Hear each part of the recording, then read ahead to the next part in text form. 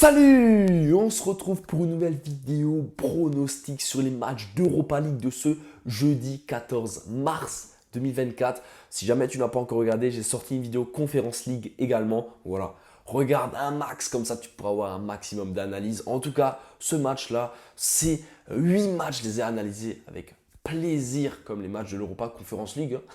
Et donc voilà, Europa League, c'est vraiment quelque chose qu'on adore tous. Et je vais donc vous dévoiler ma vision de ces 8 matchs-là du jeudi.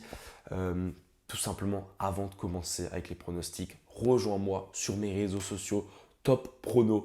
Les liens sont dans la description. Telegram, Instagram, YouTube, TikTok, Facebook bientôt. Tout est dans la description, donc je t'invite à me rejoindre. Pourquoi me rejoindre? Parce que je vous donne un exemple à côté de moi. Ce week-end, il y avait le match Marseille contre Nantes.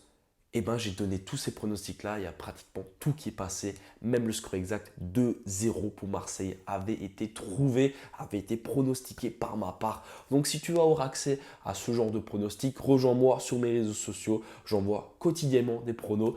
Donc si tu veux rien louper, tu sais ce qu'il te reste à faire, c'est dans la description. En tout cas, voilà, c'était ma petite pub. Maintenant, on va directement attaquer les 8 matchs de cette Europa League. La première rencontre entre les Rangers de Glasgow contre cette équipe de Benfica. Benfica de Lisbonne, et oui. Comment je vois cette rencontre match aller? Les deux équipes avaient marqué. Pour moi, le match retour, ça va être la même chose. Les deux équipes marquent à 1,55. Certes, les Rangers à domicile, c'est ultra solide. Mais pour moi, Benfica ne va pas se laisser faire et va également trouver le chemin défilé. Sachant que Benfica est dans une très très bonne forme. Ça va scorer des deux côtés. La cote à 1,55 est plutôt pas mal. On enchaîne avec Slavia Prague contre cette équipe du Milan AC.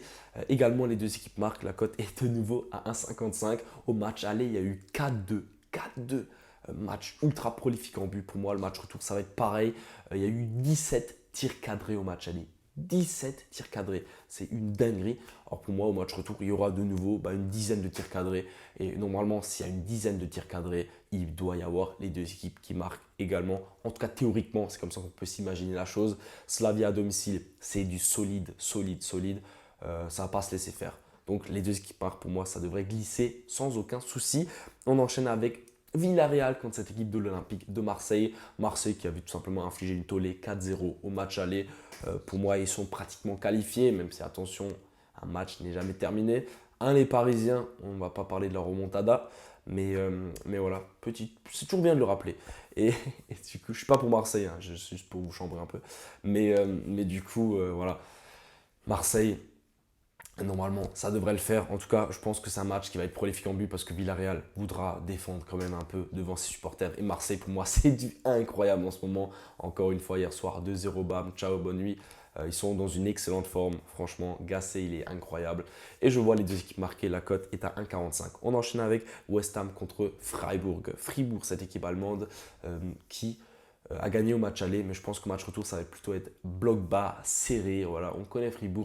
Ils savent un peu quand même gérer l'avance au score. Je dis ça, ils vont se prendre 3-0, ils vont rien gérer du tout.